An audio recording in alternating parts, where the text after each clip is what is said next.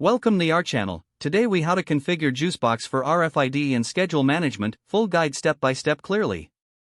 Start by turning on your JuiceBox device. Connect your JuiceBox to a stable Wi-Fi network. Open your web browser and enter the JuiceBox IP address. Log into the JuiceBox admin dashboard using your credentials. Navigate to the RFID configuration section. Ensure your RFID reader is properly connected to the JuiceBox. Select the desired RFID settings for your application. Test the RFID reader to ensure it's functioning correctly. Next, access the Schedule Management section of the dashboard. Create a new schedule by selecting the Add Schedule option. Define the start and end times for your schedule. Specify the days of the week the schedule will be active. Set any additional parameters, such as location or access restrictions. Save your schedule settings to finalize the configuration. Return to the main dashboard to review all configurations. Conduct a final test to confirm that both RFID and schedule features are operational.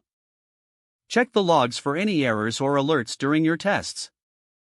Consider documenting your configuration for future reference. Finally, ensure that the JuiceBox is kept updated with the latest firmware. If the page does not load, refresh the browser or try again in a private or incognito window.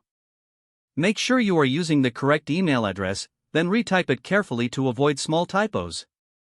If your password is not accepted, use the reset option and create a new strong password you can remember. Check your spam folder for verification or security emails, then complete any requested confirmation steps. Enable two-factor authentication if available to improve account security and reduce unauthorized access risk.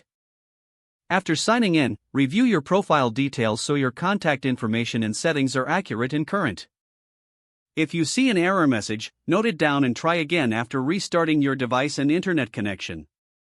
Log out when you finish, especially on shared devices, to keep your account and payment information secure. If the page does not load, refresh the browser or try again in a private or incognito window. Don't forget to like this video and subscribe to our channel for more step-by-step tech guides.